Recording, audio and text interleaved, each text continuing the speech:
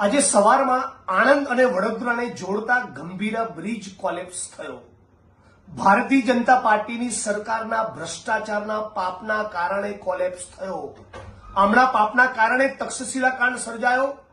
રાજકોટનો TRP gaming ઝોનનો કાંડ પણ આમના ભ્રષ્ટાચારના પાપના કારણે, બોટ ઊંધી પડીને હરણી કાંડ થયો વડોદરામાં એમના પાપના કારણે, અને મોરબીનો કાંડ પણ આમના પાપના કારણે, અને નવો આ બ્રિજ કોલેપ્સ થયો।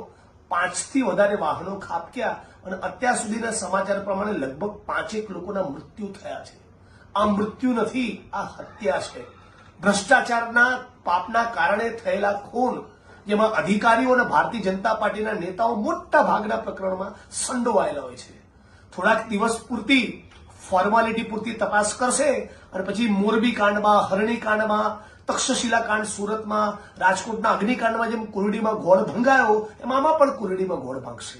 હું સમગ્ર ગુજરાતની જનતાને વિનંતી કરું છું, 6.5 કરોડ ગુજરાતીઓ એક બની માગણી કરીએ કે આ ગુજરાતના મુખ્યમંત્રી પોતે રાજીનામું આપી દે, અને રાજીનામું ન આપવું હોય તો તાબડતોબ એક એવી એસઆઈટીનું ગઠન કરે જેમાં સત્તાધારી પક્ષ 2 માણસોના નામ નક્કી કરે અને વિપક્ષ 2 માણસોના નામ નક્કી કરે।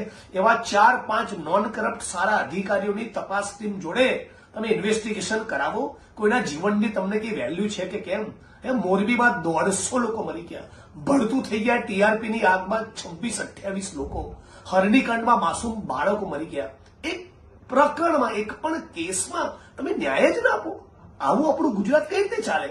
એટલે આ પ્રકરણ હું માંગણી કરું છું કે તાત્કાલિક રાજ્યની સરકાર રાહત માટે જે પણ કરવાનું છે, જે લોકોનો બચાવ કરવાનો એની માટે પહેલા ટીમો બધી છોડે। કોંગ્રેસના કાર્યકર્તાઓને પણ અપીલ કરું છું, એ પણ મોટી સંખ્યામાં દોડી જાય, શક્ય તમામ મદદ કરે, પણ રાજ્યની સરકારને આ મુદ્દે આપણે છટકવા દેવી જોઈએ નહીં। હું રાજકોટ અગ્નિકાંડના મુદ્દે 28 દિવસ એક ધારું રાત દિવસ લડ્યો છું, હું બરાબર અમને ઓળખી ગયો છું। મીડિયાનું અને વિપક્ષનું પ્રેશર હોય ત્યાં સુધી ફોર્માલિટી પૂરતી નાની માછલીઓને ધરપકડ કરવાની, મોટા મગરમચ્છોને છોડી દેવાના।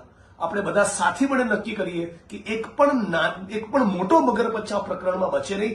જે પણ કોન્ટ્રાક્ટર, જેનું પણ ટેન્ડર હતું, જે પણ માણસ આમાં ઇન્વોલ્વ છે, એ બધાની ધરપકડ થવી જોઈએ, અને ના થવાની હોય તો રાજ્યના મુખ્યમંત્રી પોતે રાજીનામું આપે।